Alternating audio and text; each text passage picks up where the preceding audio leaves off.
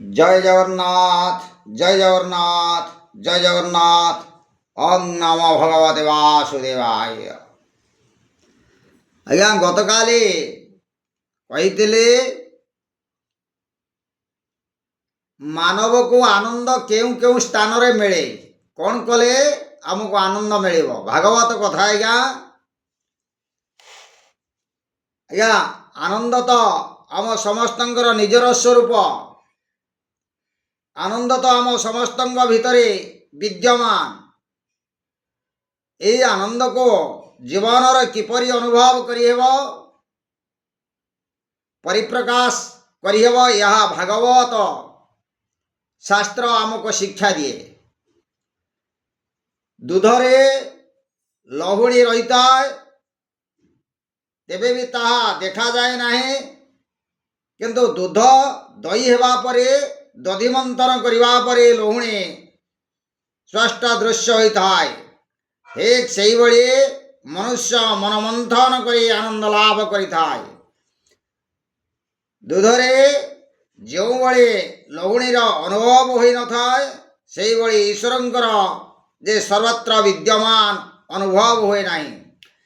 जीव ईश्वरंकर तेबे सुद्धा से जीव माने ईश्वर को चिन्हि पारु नाहंते।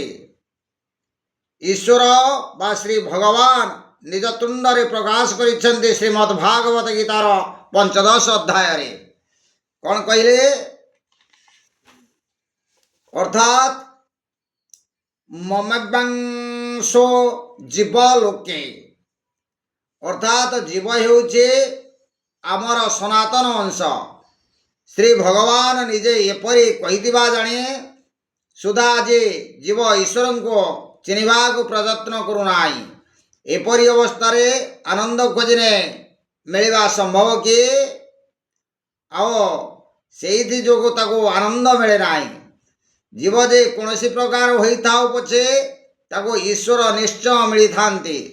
नास्तिक सर्वपरिशेष रे क्रांति अनुभव करे शांति खोजी थाए।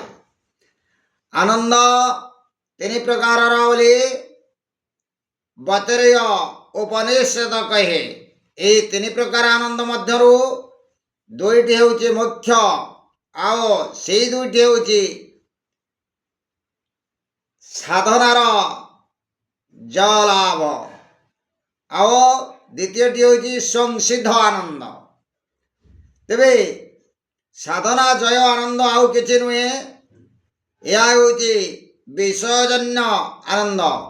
साधन अथवा विषयर विनाश हेबा परे एई आनंद नष्ट हो जाए और हेउ थाए।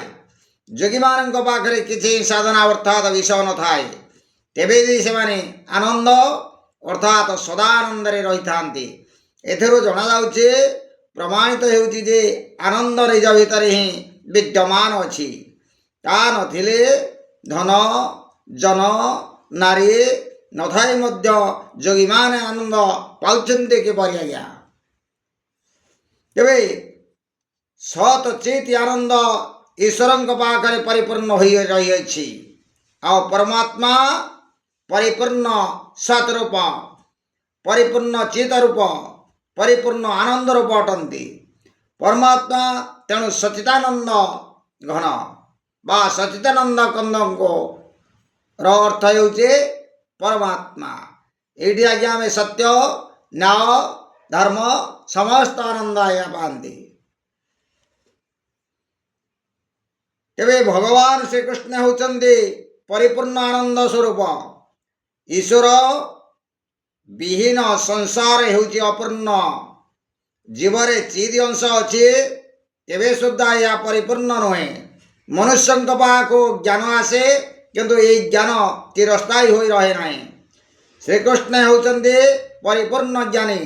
श्रीकृष्ण 16,000 सुंदरी सहित कथबार्ता करुवा समय तांको पाखरे से ज्ञान अविकल रूप से रही जहाद्वारा कि आदि नष्ट होता समय थिला।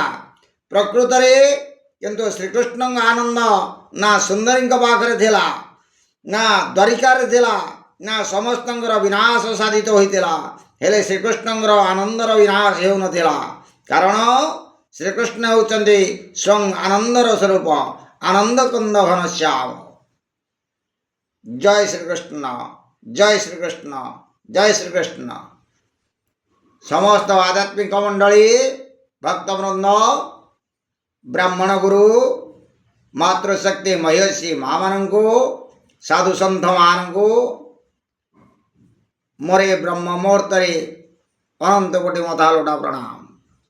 ଆଜ୍ଞା, ଏ ଭାଗବତ ରସ ଯଦି ଆପଣମାନଙ୍କ ଭଲ ଲାଗୁଥାଏ ତେବେ ଗୋଟିଏ କମେଣ୍ଟ ଆଉ ଗୋଟିଏ ସେୟାର ଆଉ ଲାଇକ୍ କରିବାକୁ ଭୁଲିବେନି। ହରି ଓମ୍, ହରି ଓମ୍, ହରି ଓମ୍।